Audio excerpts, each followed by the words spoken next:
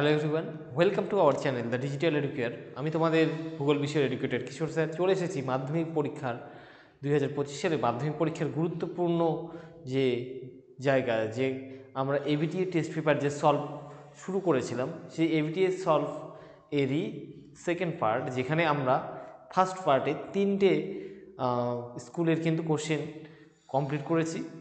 আজকে আমরা সেকেন্ড পার্টে আমরা 130 পেজে যে তোমাদের প্রশ্নটা রয়েছে সেই প্রশ্নগুলো দেখব, তার সলিউশন দেখব, ঠিক আছে?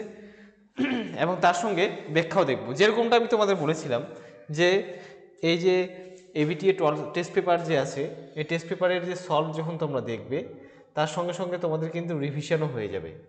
তাই অবশ্যই ভিডিওটা যেরকম এই ভিডিওটা দেখবে প্রথম থেকে একদম শেষ অবধি, সেরকমই আমাদের ক্লাসে আমাদের চ্যানেলে যে বাকি বিষয়ের যে ভিডিওগুলো রয়েছে, যেখানে এবিটিএর যে সলভ রয়েছে, সেগুলো দেখে নাও, কারণ তোমাদের এর মাধ্যমে দ্রুত রিভিশন হয়ে যাবে।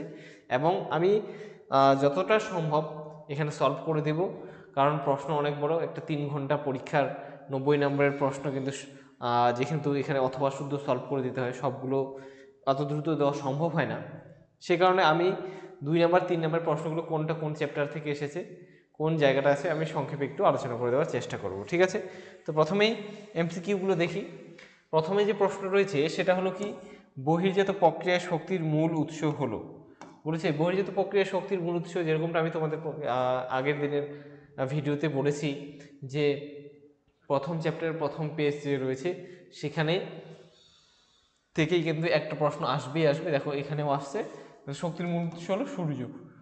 কারণ আমাদের সূর্য আছে জন্যই কিন্তু গোটা বিশ্বে তাপমাত্রা আছে, আমাদের পৃথিবীতে তাপমাত্রা তৈরি হচ্ছে। আর পৃথিবীতে এই তাপমাত্রা তৈরি হওয়ার জন্য জল এবং স্থলে চাপের তারতম্য হচ্ছে, তাপের তারতম্য হচ্ছে, যে কারণে স্থলবায়ু সমুদ্রবায়ু তৈরি হচ্ছে। আবার দেখো সমস্ত বহির্জাত শক্তিগুলো, যেরকম আবহবিকারের ক্ষেত্রে যেরকম যান্ত্রিক আবহবিকার, তেমনি রাসায়নিক আবহবিকারও কার দ্বারা হচ্ছে? পরোক্ষভাবে সূর্যের দ্বারা হচ্ছে। কিভাবে? যখন জল বাষ্প হয়ে যাচ্ছে সূর্যের তাপে, সেই জলীয় বাষ্পটাই মেঘ তৈরি করছে এবং সেটা বৃষ্টিরূপে ঝরে পড়ছে, তার ফলে আবহবিকার, রাসায়নিক আবহবিকার ঘটছে। এবার সূর্য যদি না থাকে তাহলে জলীয় বাষ্প কোথা থেকে হবে? একই রকমভাবে নদী যে সৃষ্টি হচ্ছে, নদী যে চলাফেরা করছে, বায়ু যে প্রবাহিত হচ্ছে, এগুলো সবগুলোর পিছনে যে শক্তিটা কাজ করছে সেটা হলো সূর্য। সূর্য যদি না থাকে পৃথিবী এমন শীতলে পরিণত হবে, এমন শীতলতা প্রাপ্ত হবে যে সমস্ত জায়গায় বায়ুর চাপ সমান হয়ে যাবে, নদীর জল জমে বরফ হয়ে যাবে, সমুদ্রের জল জমে যাবে এবং সমস্ত বহির্জাত প্রক্রিয়া স্টপ হয়ে যাবে। সেই জন্য বহির্জাত প্রক্রিয়া শক্তির মূল উৎসকে ধরা হয় কে? সূর্যকে। এবার আবার জানাশোনা প্রশ্ন, আগের দিনে যারা সলভ ভিডিও দেখেছে তারা এই প্রশ্নের উত্তর করতে পারবে আমি জানি। নদীর গতিবেগ দ্বিগুণ বেড়ে গেলে তার বহন ক্ষমতা আগের তুলনায় 2⁶ গুণ অর্থাৎ 64 গুণ বেড়ে যায়। একে বলা হয় কি? ষষ্ঠ ঘাতের সূত্র। ষষ্ঠ ঘাতের সূত্র, ঠিক আছে? এই প্রশ্নটাও ইম্পর্টেন্ট, ষষ্ঠ ঘাতের সূত্রটি লেখো। তাহলে ষষ্ঠ ঘাত কথাটার অর্থ কি? এই যে 2 এর পাওয়ার 6, এই পাওয়ারকে বাংলায় কি বলে? যেটাকে আমরা অঙ্কের ভাষায় পাওয়ার বলে জানি, এটাকে বলা হয় ঘাত। তো এখান থেকেই নামটা আসছে যে ষষ্ঠ ঘাতের সূত্র। ষষ্ঠ মানে 6, অর্থাৎ 2 এর পাওয়ার 6। ষষ্ঠ ঘাতের সূত্রটি লেখো। বুঝে গেল? এল নিনোর আবির্ভাব হয় কোথায়? কোন মহাসাগরে? এল নিনো আবির্ভাব হয় কোথায়? প্রশান্ত মহাসাগরে। প্রশান্ত মহাসাগরের পূর্ব প্রান্তে সমুদ্রের জলরাশি যখন উত্তপ্ত হয়ে পড়ে। এখানে মনে রাখবে প্রশান্ত মহাসাগরের পূর্ব প্রান্ত আর পেরু, ইকুয়েডর বা চিলি উপকূলের পশ্চিম প্রান্ত, ঠিক আছে? এই জায়গাটা অনেকে কনফিউজ করে গুলিয়ে ফেলে। তাহলে কোথায় এল নিনো সৃষ্টি হয়? প্রশান্ত মহাসাগরের পূর্ব উপকূলে, পেরু এবং ইকুয়েডরের পশ্চিম, হ্যাঁ, প্রশান্ত মহাসাগরের পূর্ব উপকূলে আর পেরু আর ইকুয়েডরের পশ্চিমে যে উপকূল রয়েছে সেখানে কি হয়? প্রশান্ত মহাসাগরের জলরাশি স্বাভাবিকের থেকে বেশি উষ্ণ হয়, ফলে সেখানে নিম্নচাপের সৃষ্টি হয় এবং আমাদের দক্ষিণ পশ্চিম এশিয়া জুড়ে সমস্ত যে দেশগুলো আছে এখান থেকে সমস্ত জলীয় বাষ্প, ভারত মহাসাগর থেকে, আরব সাগর থেকে, বঙ্গোপসাগর থেকে সমস্ত জলীয় বাষ্প কি প্রশান্ত মহাসাগরের দিকে প্রবাহিত হওয়া শুরু করে। যে কারণে ওই এল নিনো বছরগুলিতে ভারতে কি হয়? ভারত এবং দক্ষিণ পূর্ব এশিয়ার দেশগুলিতে বৃষ্টিপাতের পরিমাণ কমে যায়, কারণ মৌসুমি বায়ু কম পরিমাণে প্রবেশ করে, তার ফলে বৃষ্টিপাতের অভাবে খরা হয়। তো এর এল নিনোর বিপরীত অবস্থাটা কি? লা নিনা, মনে রাখবে। এর প্রভাবে তাহলে এল নিনোতে যদি বৃষ্টিপাত হয়, মানে বৃষ্টিপাতের অভাবে খরা হয়, তাহলে লা নিনাতে কী হবে? অতিরিক্ত বৃষ্টির জন্য বন্যার সৃষ্টি হবে। উল্কাপিণ্ড পুড়ে ছাই হয় বায়ুমণ্ডলের যে স্তরে। বায়ুমণ্ডলের কোন স্তরে উল্কাপিণ্ড পুড়ে ছাই হয়ে যায়? এটা কিন্তু জানা প্রশ্ন। তাহলে কি হয়ে যাবে? এটার উত্তর হবে মেসোস্ফিয়ার। ঠিক আছে, তারপরে প্রশ্ন দেখো, তারপর প্রশ্ন, পৃথিবীর সূর্য ও চাঁদের এক সরলরেখার অবস্থানকে কি বলা হয়? সিজিগি অবস্থান। সিজিগি অবস্থান কবে কবে হয়? দুটো তিথিতে সিজিগি অবস্থান হয়, সেটা কি কি? অমাবস্যা এবং পূর্ণিমা তিথিতে। অমাবস্যার দিনে এবং পূর্ণিমার দিনে চাঁদ, সূর্য এবং পৃথিবী, ঠিক আছে, একই সরলরেখায় অবস্থান করে। এই যে দুই দিন, যেদিন চাঁদ, সূর্য আর পৃথিবী একই সরলরেখায় থাকে, সেই দুইটা দিন কবে কবে হয়? একটা হলো অমাবস্যার দিন, যখন এখানে চাঁদ থাকে অবস্থান করে, তখন সেই দিনটা অমাবস্যা, ঠিক আছে, অমাবস্যা। আর যেদিন পৃথিবীর অপোজিট দিকে চাঁদ থাকে, সেই দিনটা হলো কি? পূর্ণিমা। এই দুই দিনই কি হয়? এই দুই দিনই হচ্ছে সিজিগি অবস্থান হয়। আর এই দুই দিনে স্বাভাবিকের থেকে জোয়ার অনেক বেশি শক্তিশালী হয়। ঠিক আছে, স্বাভাবিকের থেকে জোয়ার অনেক বেশি শক্তিশালী হয়। এই দুই দিনে হয় ভোড়া জোয়ার বা ভোড়া কোটাল, স্বাভাবিকের থেকে 20% বেশি হয়। বোঝা গেল? আর এই দিন একই সরলরেখা থাকার জন্য এই অবস্থানটাকে বলা হয় সিজিগি অবস্থান। এরপরে সমুদ্র স্রোত সৃষ্টিতে সব থেকে বেশি প্রভাব বিস্তার করে কি? এখানে হবে দেখো, সাময়িক বায়ু তো কিছু সময়ের জন্য প্রবাহিত হয়, তাই না? দিনের বা রাতের নির্দিষ্ট সময়, আবার অপোজিট দিকে প্রবাহিত হয়। তাহলে সাময়িক বায়ু কখনোই নয়। সাময়িক বায়ুর উদাহরণ কি? সমুদ্র বায়ু, স্থলবায়ু আর মৌসুমী বায়ু। এবার কি আছে তারপরে? নিয়ত বায়ু প্রবাহ। এটাই হয়ে যাবে আমাদের সঠিক উত্তর, যে নিয়ত বায়ু প্রবাহর প্রভাবে কি হয়? সমুদ্র স্রোতের সৃষ্টি হয়। স্থানীয় বায়ু তো কোনো স্থানে প্রভাবিত হয়, আকস্মিক বায়ু যেমন ঘূর্ণিঝড়, ঠিক আছে, প্রতিঘূর্ণবাদ, এগুলো এটা তো হবেই না।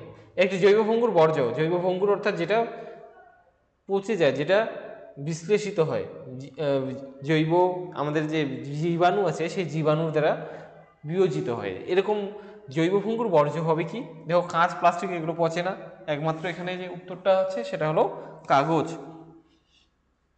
ভারত ও পাকিস্তানের সীমানা নির্দেশকারী রেখাটা, ভারত ও পাকিস্তানের সীমানা নির্দেশকারী রেখা হলো র্যাডক্লিফ লাইন। আশা করি তোমরা সবাই জানো। ম্যাকমোহন লাইন বলে দিই, ম্যাকমোহন লাইন কোথায় আছে? এই ম্যাকমোহন লাইন আছে কোথায়?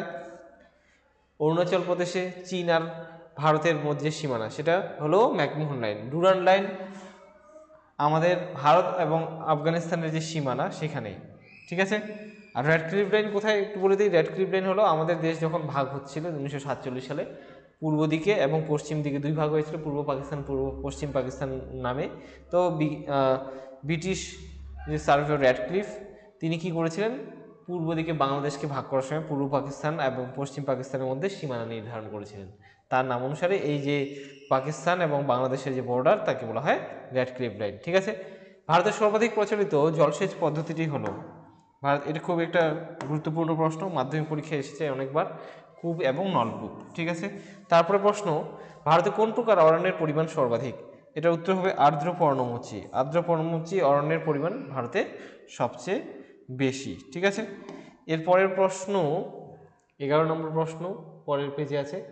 দেখো, প্রশ্নটা হলো, ভারতে অবস্থিত হিমালয়ের সর্বোচ্চ শৃঙ্গ, আশা করি সবাই জানো, এটা কি হবে? কাঞ্চনজঙ্ঘা। কাঞ্চনজঙ্ঘা হবে সঠিক উত্তর। ভারতে অবস্থিত হিমালয়ের সর্বোচ্চ শৃঙ্গ হলো কাঞ্চনজঙ্ঘা। তারপরে রয়েছে সোনালী তন্তু, বলা হয় যে ফসলকে সোনালী তন্তু, এটা হয়ে যাবে কি? এটা হয়ে যাবে পাটকে, ঠিক আছে। চাঁদ সোনালী পানীয়। এরপর হচ্ছে ভারতের বৃহত্তম পেট্রোরেশন শিল্প কেন্দ্রটি হলো গুজরাটের জামনগর। যদি প্রথম বলতো তাহলে কি হবে? ট্রম্বে হয়ে যেত। এরপরে রয়েছে মিলিয়ন সিটি অক্ষরেখা ও দ্রাঘিমা রেখার বিস্তৃতি কত?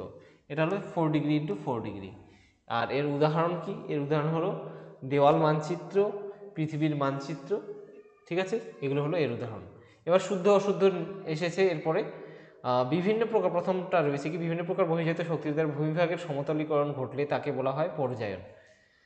তাহলে বহির্জাত প্রক্রিয়ার দ্বারা ভূমিভাগের সমতলীকরণকে অবশ্যই পর্যায়ন বলা হয়, এটা হবে শুদ্ধ। এরপর প্রশ্ন রয়েছে, নীলনদের মোহনায় পাখির পা আকৃতির বদ্বীপ দেখা যায়, না, এটা অশুদ্ধ। নীলনদের মোহনায় পাখির পায়ের মতো বদ্বীপ দেখা যায় না, এখানে দেখা যায় তীক্ষ্ণাগ্র বদ্বীপ, সেই জন্য এটা অশুদ্ধ। হিমালয়ের নীলকণ্ঠ শৃঙ্গ একটি পিরামিড চূড়ার উদাহরণ, এটাও শুদ্ধ।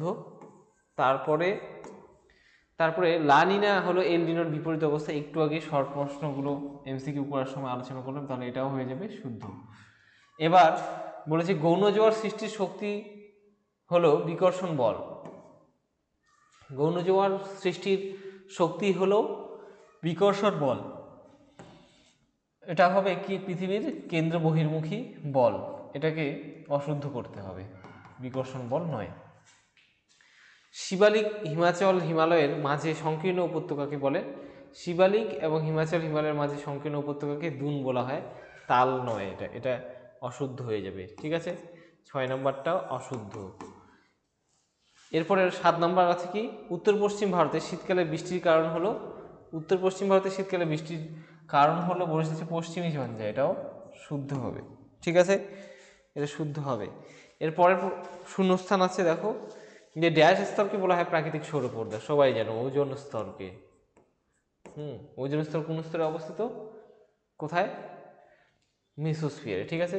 মেরু অঞ্চলে শুষ্ক অগভীর নদীখাত, মরু অঞ্চলে শুষ্ক অগভীর নদীখাতকে কি বলে, ওয়াদি। ওয়াদি কোথার অর্থ হলো কি শুষ্ক নদীখাত। তারপর পৃথিবীর বৃহত্তম সামুদ্রিক মগ্নচড়া হলো কি, গ্র্যান্ড ব্যাঙ্ক। উত্তর পূর্ব আটলান্টিক মহাসাগরে আছে কি, গ্র্যান্ড ব্যাঙ্ক মগ্নচড়া। এরপরের প্রশ্ন, জীবাণুর দ্বারা বর্জ্য পদার্থের বিয়োজনকে বলা হয় কি, কম্পোস্টিং। 2 এর 4 দাগের প্রশ্নের উত্তর হবে কি, কম্পোস্টিং। যেরকম কেঁচো সার তৈরি করা হয়, ভার্মি কম্পোস্টিং। এবার বলছে ভারতের কফি গবেষণা কেন্দ্রটি কোথায় অবস্থিত, কর্ণাটকের চিকমাগালুর জেলায়। কর্ণাটকের চিকমাগালুর, চিকমাগালুর।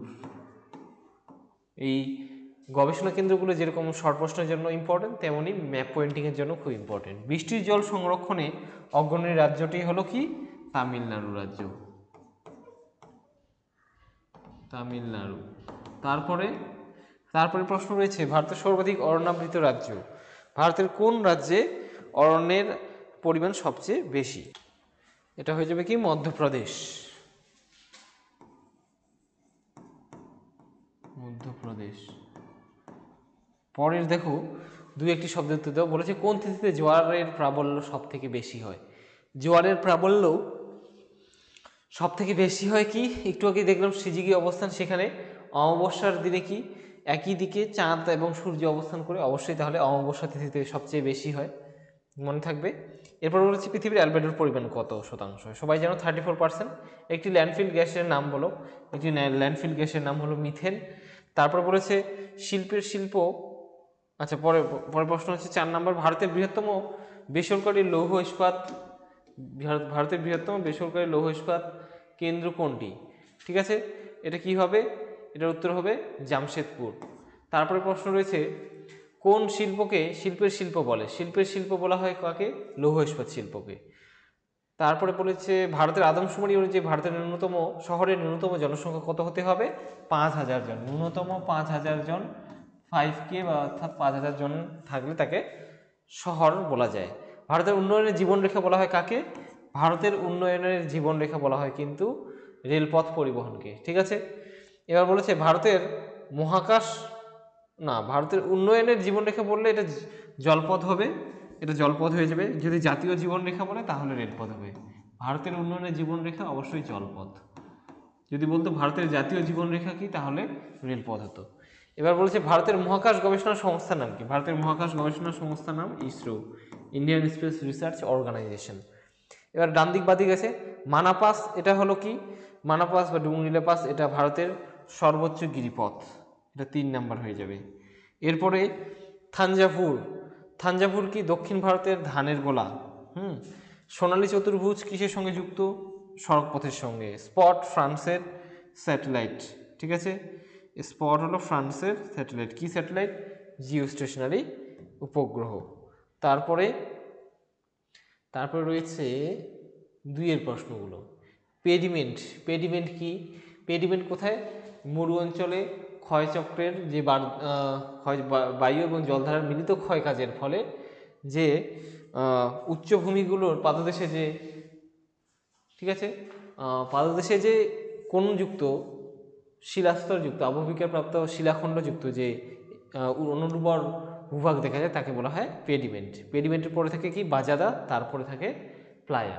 ঠিক আছে, একটা পাহাড় মরুভূমির মধ্যে অবস্থিত, সেই পাহাড়টা ভেঙে ভেঙে তার যে ক্ষয়জাত টুকরোগুলো সঞ্চিত হয়ে যে পাহাড়ের পাদদেশে যে এলাকাটা গঠিত হয় তাকে বলা হয় পেডিমেন্ট। পেডিমেন্টের থেকে অপেক্ষাকৃত বড় আকারের শিলাখণ্ডগুলো, তার সামনে কি জমা হয় আরও ক্ষুদ্র ক্ষুদ্র সূক্ষ্ম যে শিথিল শিলাচূর্ণ কোনাগুলো আছে সেগুলো জমা হয়, তাকে বলা হয় বাজাদা। আর বাজাদার সামনে থাকে কি হ্রদ, যেটাকে বলা হয় প্লায়া হ্রদ। বুঝা গেল? এরপরে আছে কি জল বিভাজিকা সংজ্ঞা। অশ্ব অক্ষাংশ কোথায়? দক্ষিণ গোলার্ধে 35 ডিগ্রি থেকে, ঠিক আছে, 25 ডিগ্রি থেকে 35 ডিগ্রি যে অক্ষাংশ রয়েছে তার মধ্যবর্তী যে স্থানটা, সেই স্থানটাতে অশ্ব অক্ষাংশ রয়েছে, এটা জানো তোমরা সবাই। এবার জল বিভাজিকার সংজ্ঞা। জল বিভাজিকা হলো যে উঁচু ভূমির যে কারণে দুটি নদী ব্যবস্থা একটা আরেকটা থেকে সম্পূর্ণভাবে আলাদা হয়। বান ডাকা কাকে বলে? বান ডাকা হলো যখন অমাবস্যার জোয়ার বা পূর্ণিমাতে যে জোয়ার হয়, ভরা জোয়ার, ভরা কোটাল আসে, তখন সেই সমুদ্রের জল নদীর জলের তুলনায় উচ্চতা বৃদ্ধি পায়, যে কারণে নদীর উৎসের দিকে অর্থাৎ স্রোতের বিপরীত দিকে মোহনা থেকে প্রবল গতিবেগে জল প্রবেশ করে। এই যে পরিস্থিতিটা, একে বলা হয় বান ডাকা, যে এর ফলে যে বন্যা তৈরি হয়। পরিবেশ মিত্র বর্জ্য বলতে কি বোঝায়? যে সমস্ত বর্জ্য পদার্থ পরিবেশের সঙ্গে মিশে যায়, অর্থাৎ যেগুলো জৈব বিশ্লিষ্ট, তাকে বলা হয় পরিবেশ মিত্র বর্জ্য। ইউট্রোফিকেশন, আগেও বলেছি, ইউট্রোফিকেশন হলো অত্যাধিক জৈব পদার্থ বিশেষত জলের মধ্যে পুষ্টি পদার্থের বেড়ে যাওয়ার জন্য, যখন আগাছা শৈবাল কচুরিপানার পরিমাণ বেড়ে যায়, তখন জলের মধ্যে অক্সিজেনের যে অভাব হয়, সেই যে অবস্থাটা তৈরি হয় তাকে বলা হয় ইউট্রোফিকেশন। মৌসুমী বিস্ফোরণ অর্থাৎ মৌসুমী বায়ু 15 জুনের মধ্যে আমাদের পশ্চিমঘাট পর্বতের পশ্চিম ঢালে এসে উপস্থিত হয়, এবং যেদিন মৌসুমী বায়ু প্রথম উপস্থিত হয়, ভারতে প্রবেশ করা শুরু করে, সেই দিন পশ্চিমঘাট পর্বতের পশ্চিম ঢালে প্রচণ্ড বজ্রবিদ্যুৎ সহ মুষলধারে বৃষ্টিপাত হয়। যেন যেরকম করে বরযাত্রী আসলে বোমা বাজি করা হয়, যে তারা জানায় যে তারা পৌঁছে গেছে, ঠিক একই রকমভাবে মৌসুমী বিস্ফোরণ জিনিসটাও একই রকম। ওরা যে ভারতে প্রবেশ করছে মৌসুমী বায়ু, তার যেন তারা মৌসুমী বায়ুটা জানাচ্ছে, ঠিক আছে। এটাই হলো মৌসুমী বিস্ফোরণ। ওই সময়টায় মৌসুমী বায়ুর আগমনকালে যে বজ্রবিদ্যুৎ সহ মুষলধারে বৃষ্টিপাত। বোঝা গেল? ধারণযোগ্য উন্নয়ন, এর আগের যে সলিউশন আছে সেখানে বলে দিয়েছি। অনুসারী শিল্প, পেট্রোলেশন শিল্পকে কেন্দ্র করে তার চারিদিকে যে অন্যান্য শিল্পগুলো গড়ে ওঠে তাদের বলা হয় অনুসারী শিল্প, যেমন প্লাস্টিক, রং, টায়ার, এই শিল্পগুলো। ভারতীয় কৃষিক্ষেত্রে সবুজ বিপ্লবের অর্থ কি? সবুজ বিপ্লব কাকে বলে এটা লিখে দিলেই হবে, ঠিক আছে। পিক্সেল কি? পিক্সেল হলো উপগ্রহ চিত্রের ক্ষুদ্রতম অংশ, ঠিক আছে। একটি ছবির উপগ্রহ চিত্রের সবথেকে ক্ষুদ্রতম অংশগুলোকে বলা হয় কি? পিক্সেল। আচ্ছা, উপগ্রহ চিত্রের ছদ্মরং বলতে কি বোঝায়? অর্থাৎ আমরা প্রকৃতিতে যে সমস্ত প্রাকৃতিক উপাদানগুলিকে আমাদের চোখ দিয়ে যে কালারে দেখি, সেই কালারের পরিবর্তে অন্য কোনো যদি রং ব্যবহার করা হয় সেই উপগ্রহ চিত্রকে সিক্রেট রাখার জন্য, তখন তাকে বলা হয় ছদ্মরং, ঠিক আছে। এবার 3 নম্বরের প্রশ্নগুলো আলোচনা করে দিলে ভিডিও আরও বেশি লং হয়ে যাবে। তো এই পর্যন্তই এই সলিউশনটা থাকলো, ঠিক আছে। অবশ্যই আরেকটা জিনিস তোমাদের বলে দিতে চাই, এখানে দেখো একটা জিনিস সবাই অনেক সময় ভুল করে মাধ্যমিক পরীক্ষায় গিয়ে, যে জিনিসটা সেটা হলো, খুব ভালো করে মাথায় রাখবে, ভূগোল পরীক্ষার ক্ষেত্রেই এই জিনিসটা ঘটার সম্ভাবনা থাকে। সেটা হলো বিভাগ উঙতে 5-এর দাগের যে প্রশ্ন থাকবে, সেখানে এই কথাটা লেখা থাকবে ব্র্যাকেটে, যে দৃষ্টিহীনদের জন্য চিত্রাঙ্কন আবশ্যিক নয়। এই জিনিসটার মানে অনেকে ভেবে যে এই প্রশ্নগুলো বুঝি দৃষ্টিহীন পরীক্ষার্থীদের জন্য। আসলেও এই জিনিসটা এরকম নয়। আসলে হলো যারা দৃষ্টিহীন তারা কিন্তু ছবি আঁকবে না, কিন্তু বাদবাকি তোমরা অবশ্যই ছবি আঁকবে, অবশ্যই অ্যান্সারগুলো করবে, ঠিক আছে, মনে থাকবে। তাহলে তোমাদের একদম শুরু থেকে যতক্ষণ না পর্যন্ত তোমাদের ম্যাপ পয়েন্টিং শেষ হচ্ছে ততক্ষণ পর্যন্ত সবগুলো প্রশ্নের উত্তরই তোমাদের কিন্তু করতে হবে নির্দেশ অনুসারে, যেখানে যতগুলো করতে বলবে, ঠিক আছে। এমন কোনো জায়গা নেই যেখানে তোমাদের বাদ দিতে হবে। তারপরে ওল্ড সিলেবাসের প্রশ্ন থাকবে, সেগুলো তোমাদের তো নেই। ম্যাপ পয়েন্টিং হয়ে গেল মানে তোমাদের নিউ সিলেবাসের পরীক্ষা শেষ হয়ে গেল, ঠিক আছে। সবাই খুব ভালো করে পড়ো, আমাদের সলিউশনগুলো দেখো, এবিটি-এর আলোচনাগুলো শুনলেও তোমাদের রিভিশন হয়ে যাবে, ঠিক আছে। আইডিয়া পাবা কোথা থেকে পরীক্ষায় প্রশ্ন আসতে চলেছে, বারবার রিপিটেড কোশ্চেনগুলো বুঝতে পারবে এবিটিএ থেকে যখন আমি সলিউশন করছি বলে দিচ্ছি, আর সঙ্গে সঙ্গে শর্টে দ্রুত বুঝিয়ে দেওয়ার চেষ্টা করছি। অবশ্যই আমাদের লাইক, শেয়ার, সাবস্ক্রাইব করবে আমাদের চ্যানেলটিকে। সবাই খুব ভালোভাবে প্রিপারেশন নাও। আজকে এই পর্যন্তই, দেখা হচ্ছে পরের সেটে। ঠিক আছে।